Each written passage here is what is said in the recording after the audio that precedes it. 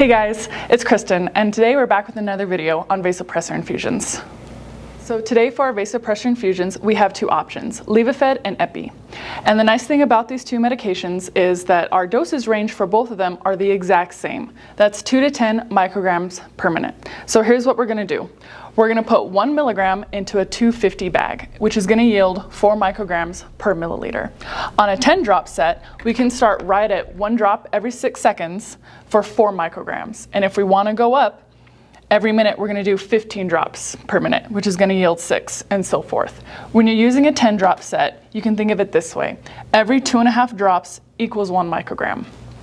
Now with the 60 drop set, if we want to start at that 4 microgram per minute range, it's going to be 1 drop a second because we're using that 60 drop set. But if we want to go up in dosage to even 5 micrograms, it's going to be 75 drops per minute, which can be kind of hard to count, which is why I recommend using a 10 drop set.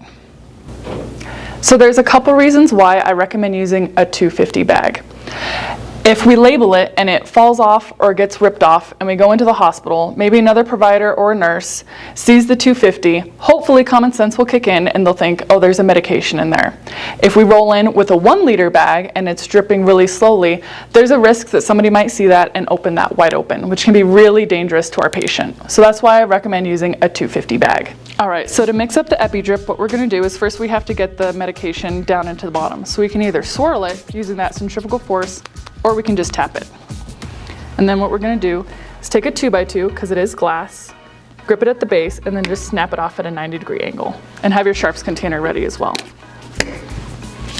And take our 1 cc, and if we're using an ampule, we have to use a filter needle, and that's what these guys are in this little green container.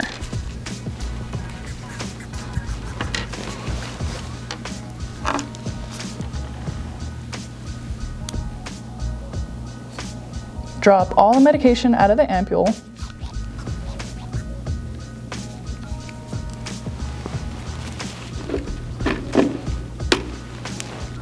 And now we can get rid of the filter needle. And now with a regular needle,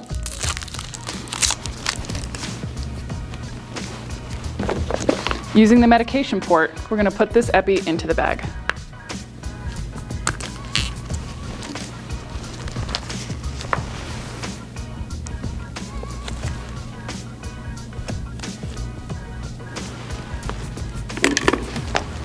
And mix it up. Now we're gonna spike it with our 10 drop set. We already mixed up the medication into the bag so that when we prime the set, we already have the medication ready to go at the very end.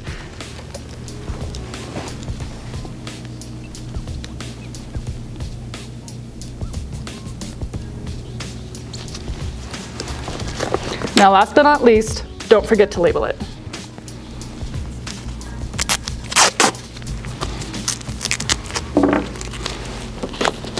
And we want to label it with the name and the concentration.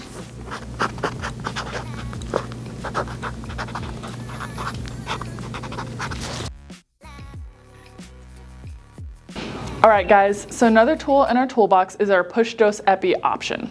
And our dosage for our push dose epi is 5 to 10 micrograms per minute. Here's how we're gonna set it up. We're gonna put 1 milligram, so that same ampule, into a 100 ml bag. This is gonna yield 10 micrograms per milliliter.